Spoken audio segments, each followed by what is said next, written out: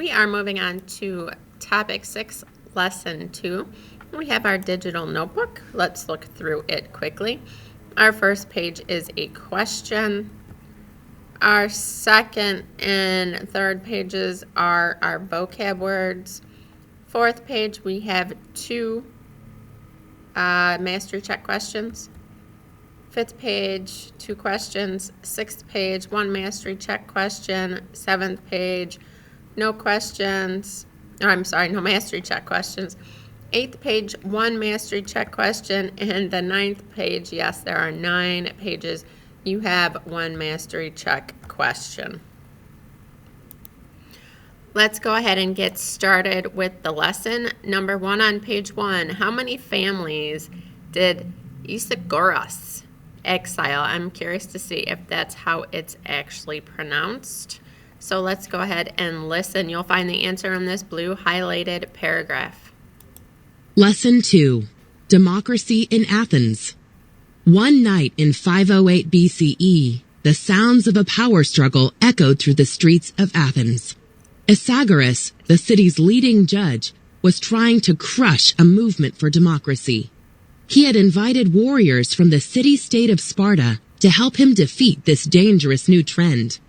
He forced the popular leader, Clisthenes, to flee the city. Isagoras also exiled 700 families who supported democratic reform. But now, some Athenians were fighting back. The Spartans were excellent soldiers, but they were overwhelmed by the Athenian people. After the Spartans surrendered, Clisthenes returned, and Athens continued building its democracy.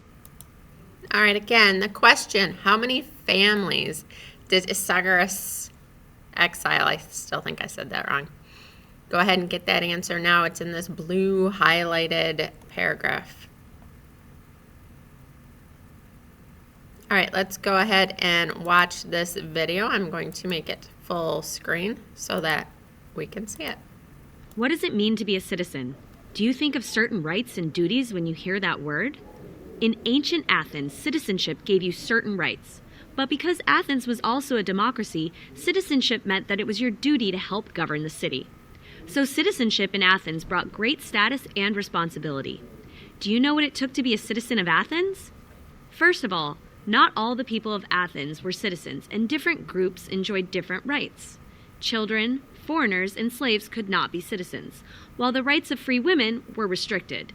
The most important status and duties of a citizen belonged to free men who were not slaves. But not all free men could be citizens. To qualify for citizenship, you would have to have been born in Athens. You couldn't move to Athens and hope to somehow earn citizenship.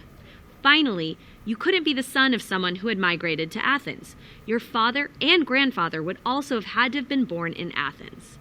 If you met all these requirements, you could enjoy the rights of citizenship, such as the right to own property.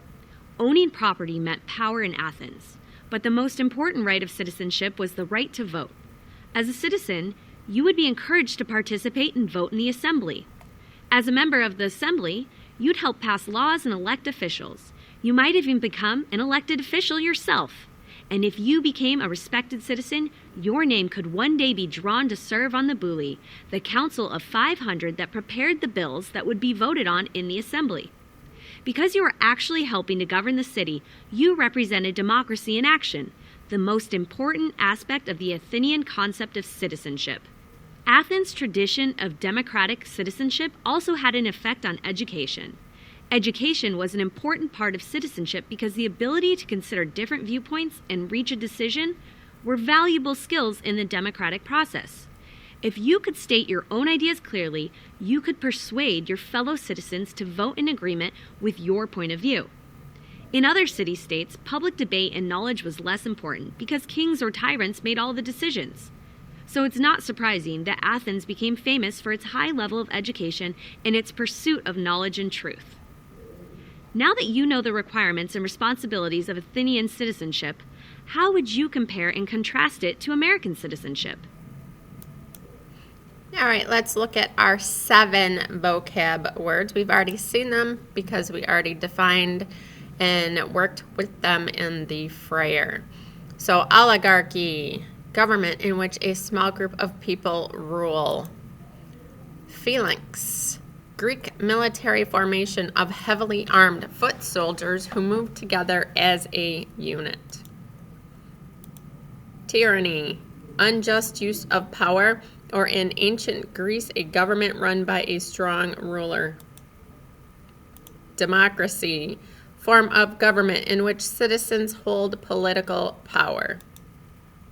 Citizenship, membership in a state or community which gives a person civil and political rights and obligations.